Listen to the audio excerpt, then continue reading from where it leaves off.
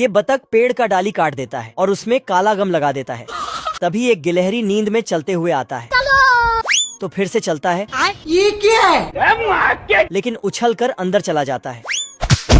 देख लो भाई। गिलहरी दूसरे गिलहरी को खींच के उठाता है पर इसके हाथ में गम लटक जाता है। अब देख तू। लेकिन जब गम को छुड़ाने की कोशिश करता है तब उल्टा और ही चिपक जाता है। तो इसको इसी तरह खींचकर बाहर ले जाता है। लेकिन तभी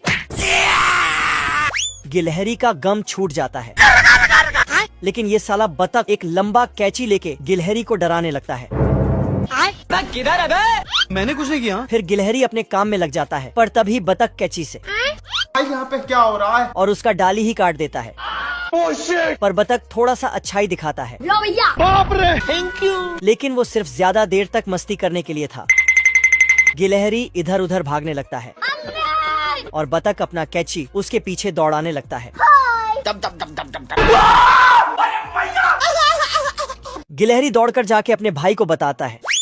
हम्बा हम्बा रम्बा रम्बा कम्बा दुम्बा दुम्बा। लेकिन गिलहरी का भाई ये मानने को तैयार ही नहीं था और एटीट्यूड से चलते हुए बाहर जाता है। लेकिन तभी ओ भाई ये क्या है? फिर ये दोनों डंडा लेकर बाहर उस दानव को मारने जाता है। रुक जा। आजा आजा आजा। पर दानव मतलब कैंची इसके पीछे ही रह जाता है। साला दूसरे गिलहरी के परछाई को दानव समझकर मारने लगता है। लेकिन कैंची पीछे से और फिर गिलहरी मैंने कुछ नहीं किया। तभी इसका भी काट देता है डंडा। बाप रे। कैंची को देखकर दोनों भाग जाता है। फिर कैंची इनका अखरोट चुराने लगता है जिससे गिलहरियों को शक होता है।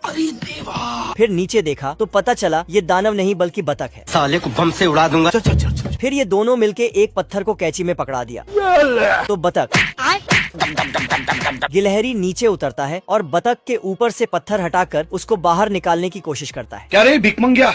लेकिन बतख का मूड खराब था इसलिए ये गिलहरियों के पीछे दौड़ पड़ता है और डालियों पर से सर्कस करने लगता है। पर तभी गिलहरियां पत्ती में छिप जाता है तो बतख उसे ढूंढ नहीं पाता है तो जाके घास काटने का मशीन ले आता है और पूरा पेड़ पर दौड़ाने लगता है।